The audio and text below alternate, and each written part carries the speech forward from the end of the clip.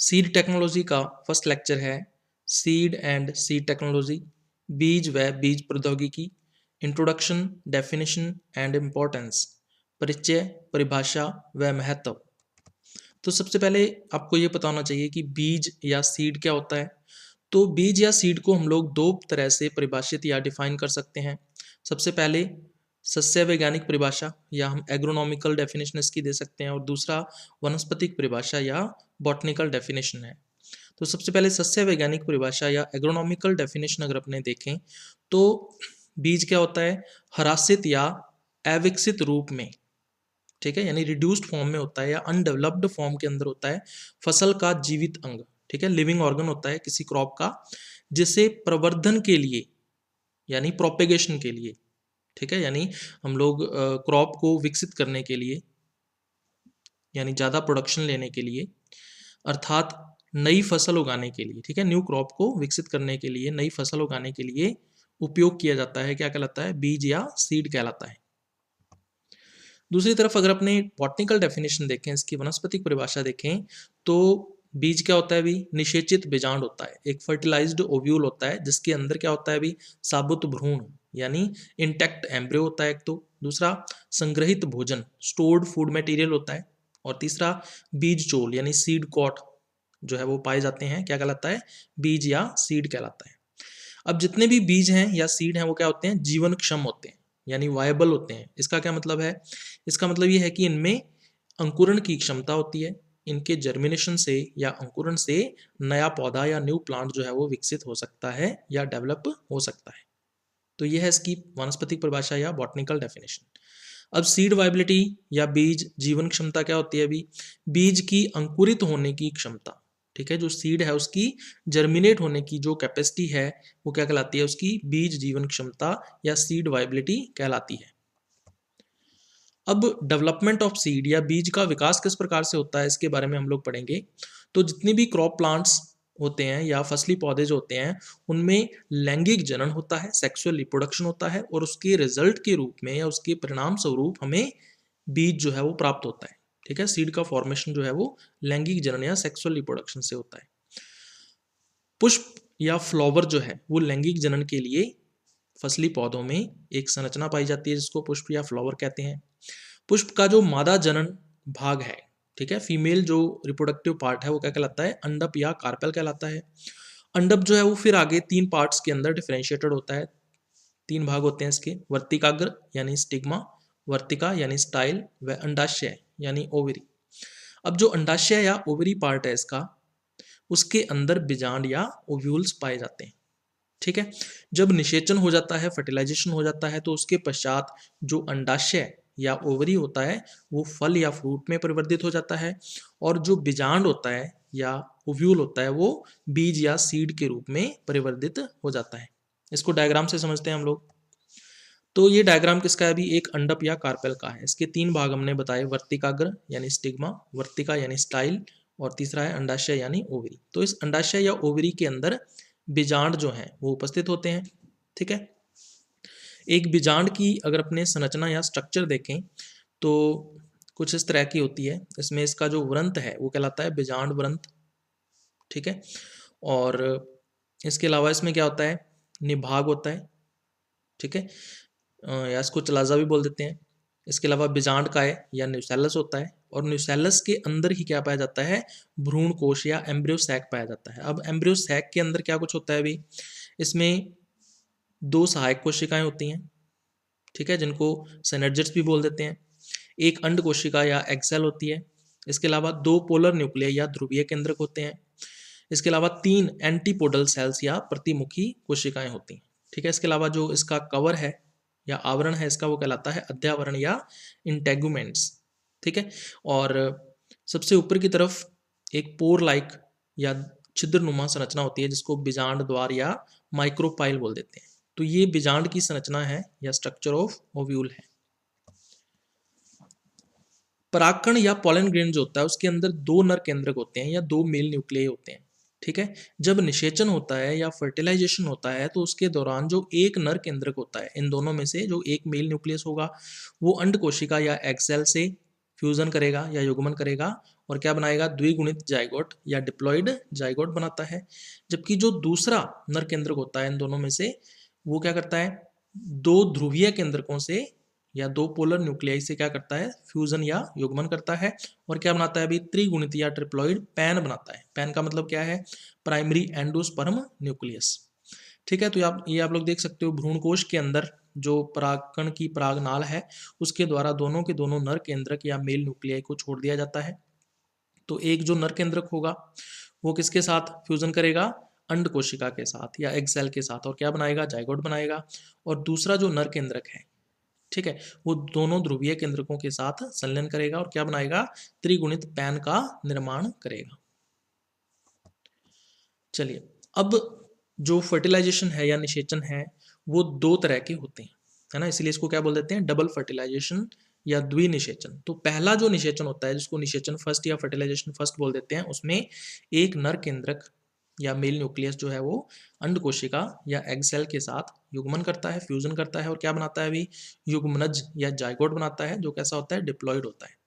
दूसरे निषेचन या फर्टिलाइजेशन के अंदर एक दूसरा नर केंद्रक या मेल न्यूक्लियस जो होता है वो दो ध्रुवीय केंद्रकों के साथ या मेल न्यूक्लियस के साथ पोलर न्यूक्लियस के साथ संलयन करता है, फ्यूजन करता है और क्या बनाता है, ट्रिप्लॉइड पैन का निर्माण करता है।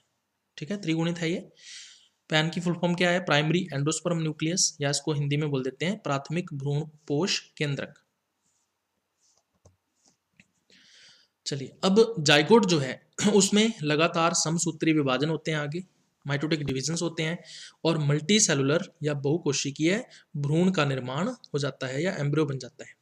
जबकि जो पैन होता है, ठीक है, पैन के अंदर और ज़्यादा समसूत्री विभाजन होते हैं, माइटोटिक डिविजन्स होते हैं और बहुकेंद्रकीय एक संरचना बनती है ना, मल्टी न्यूक्लिएटेड स्ट्रक्चर बनती है जिसको बोलते हैं भ्रूणपोष या एंडोस्पर्म।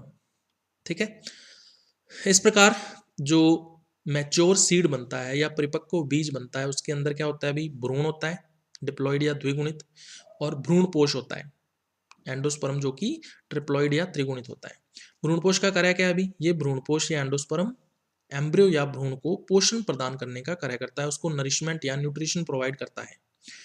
ठीक है, तो आप लोग डायग्राम में देख सकते हो युग्मनज या जो जाइगोट है जो कि डिप्लॉइड या द्विगुणित है, इसके अंदर समसूत्री विभाजन या माइटोटिक डिविजन्स होते हैं और भ्रूण या एम्ब्रियो बनता है डिप्लॉइड जो कि मल्टी सेलुलर या बहुकोशिकीय होता है।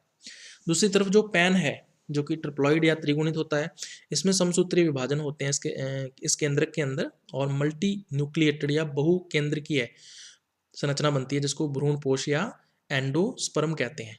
ठीक है, और इसका काम क्या है, अभी एम्ब्रियो या भ्रूण को पोषण प्रदान करना या नरिशमेंट प्रोवाइड करना। चलिए, अब एक क्वेश्चन आता है कि जो अनाज और बीज है उसके अंदर क्या क्या अंतर होता है, ग्रेन और सीड में क्या डिफरेंस है, इस पर डायरेक्ट क्वेश्चन पूछा जाता है एग्जाम के अंदर। तो ये अपने देख लेते हैं। अभी अनाज जो है इसकी अंकुरण क्षमता बहुत ही कम होती है, जर्मिनेशन कैपेसिटी लो होती है, जबकि बीज की जर्मिनेशन कैपेसिटी अधिक होती है, हाई जर्मिनेशन कैपेसिटी या अधिक अंकुरण क्षमता होती है। अनाज या ग्रेन जो है उसकी वाइबिलिटी या जीवन क्षमता कम होती है, जबकि बीज या सीड की वाइबिलिटी या जीवन क्षमता अधिक होती है। अनाज या ग्रेन की भौतिक शुद्धता या फिजिकल प्योरिटी कम होती है, जबकि बीज या सीड की भौतिक शुद्धता या फिजिकल प्योरिटी अधिक होती है। अनाज या ग्रेन की आनुवंशिक शुद्धता या जेनेटिक प्योरिटी कम होती है, जबकि बीज या सीड की आनुवंशिक शुद्धता या जेनेटिक प्योरिटी अधिक होती है। अनाज या ग्रेन जो है वो अधिक पोषण प्रदान करता है। ठीक है, इसकी न्यूट्रिटिव जो कंटेंट है इसके अंदर पोषक पदार्थ जो है वो ज़्यादा मात्रा में होते हैं, जबकि बीज या सीड जो है वो लेस न्यूट्रिशन देता है, बहुत ही कम पोषण देता है। उसके बाद अनाज या ग्रेन की बात करें तो ये अनौपचारित होता है, अनट्रीटेड नॉन ट्रीटेड होता है। इसका मतलब किसी भी केमिकल या रसायन के द्वारा इसको उपचारित नहीं किया जाता है, और साथ में ये क्या होता है, एडिबल होता है यानी खाने योग्य होता है, तो ह्यूमन कंजप्शन के लिए होता है ये ग्रेन जो है। ठीक है, जबकि बीज जो है इसको उपचारित कर दिया जाता है, डिफरेंट केमिकल्स के द्वारा, रसायनों के द्वारा उपचारित किया जाता है इसको, और जिसकी वजह से ये ह्यूमन कंजप्शन के लिए सुइटेबल नहीं रहता है, उपयुक्त नहीं रहता है, तो ये खाने अयोग्य है यानी नॉन एडिबल होता है ये। तो ये डिफरेंस होता है अनाज और बीज के मध्य या ग्रेन और सीड के बीच में, और इस पे क्वेश्चन जो है वो जरूर आता है, इंपॉर्टेंट चीज़ है।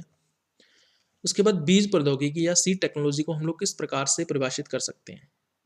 तो ये कृषि विज्ञान की एक शाखा है, या जो एग्रीकल्चर है उसकी एक ब्रांच है, जिसमें हम लोग क्या करते हैं अभी, उन्नत और उच्च गुणवत्ता संपन्न बीजों का उत्पादन, है ना।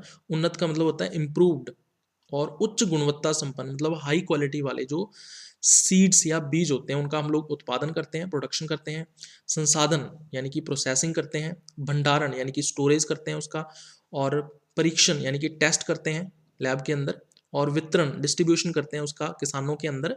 उस उन इन सब चीज़ों का अध्ययन किया जाता है जिस शाखा के अंदर, जिस ब्रांच के अंतर्गत, वो क्या कहलाती है, बीज प्रौद्योगिकी या सीड टेक्नोलॉजी कहलाती है। अब बीज प्रौद्योगिकी का महत्व या इंपॉर्टेंस ऑफ सीड टेक्नोलॉजी क्या है, तो बहुत सारे इसके इंपॉर्टेंस हो सकते हैं। जैसे सबसे पहला है अधिक उपज या हायर यील्ड। अगर किसानों के द्वारा उत्तम बीज का उपयोग किया जाएगा, सुपीरियर सीड का यूज किया जाएगा, तो उनकी जो उपज है प्रति हेक्टेयर वो ज़्यादा से ज़्यादा प्राप्त होगी, जिससे उत्पादन या प्रोडक्शन जो है वो क्रॉप का बढ़ जाएगा। दूसरा है कम लागत या लोअर कॉस्ट।